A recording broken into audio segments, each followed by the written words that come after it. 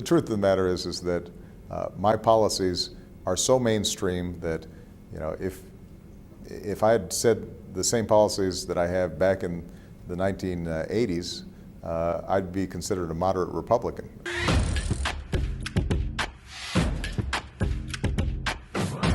So many of you have probably seen Robert Reich. He was like a former Clinton staffer. In 2016, he kind of went against the grain and went against Hillary, was like a pro-Bernie dude. Kind of run-of-the-mill liberal that isn't a complete psychopath, but very, very middle-of-the-road liberal, in my opinion.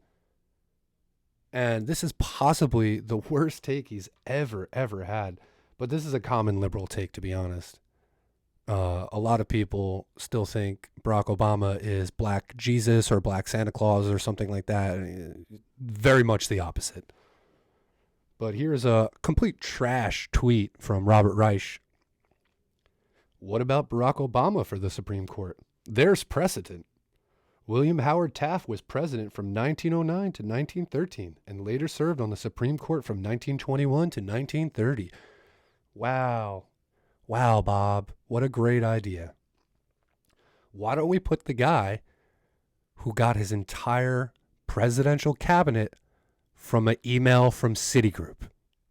Why don't we put the guy who expanded 2 wars to 7, had a drone program, had a kill list, murdered U.S. citizens without due process, signed away habeas corpus? Why don't we choose that guy for the Supreme Court? The fuck is wrong with this? The delusions around Barack Obama are amazing in this country. It's kind of sad to say, but the right-wing narrative of him being like a crazy terrorist, blah, blah, blah, are closer to reality than like the left-wing idea of him being Black Jesus. It's like fucking ridiculous.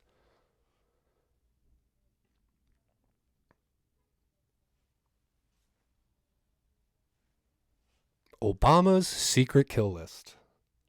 The disposition matrix. The disposition matrix is a complex grid of suspected terrorists to be traced, then targeted in drone strikes or captured and interrogated. So Barack Obama, Nobel Peace Prize winning Barack Obama, had a kill list. He had a list of people he wanted to murder. And he would do so without due process with flying robots in the sky. A couple of them even happened to be American citizens. Isn't that crazy?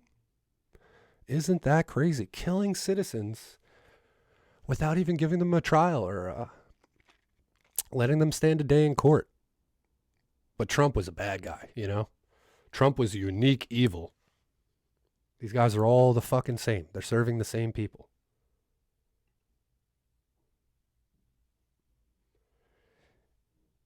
This is from the ACLU. Indefinite detention, endless worldwide war, and the 2012 National Defense Authorization Act. On December 31st, 2011, President Obama signed the National Defense Authorization Act, codifying indefinite military detention without charge or trial into law for the first time in American history. So now we're on a legal purview about the time of Robin Hood. We're going back to like medieval times. The Magna Carta is like the basis for Western judicial justice, for the rule of law, right? Basically, you can't just arrest people. You have to at least accuse them of something and provide some kind of evidence for it. Barack Obama signed that away. But you want him to be on the Supreme Court, right? So we want someone who murders people indiscriminately outside of the law, who is willing to imprison their own citizens indefinitely without trial, and is participating in endless war around the globe. That's the guy. And don't forget, if violence or imprisonment isn't your taste, there's just plain old corruption, regular corruption. Citigroup chose Obama's 2008 cabinet. WikiLeaks documents reveal. I wonder why everyone hates Julian Assange.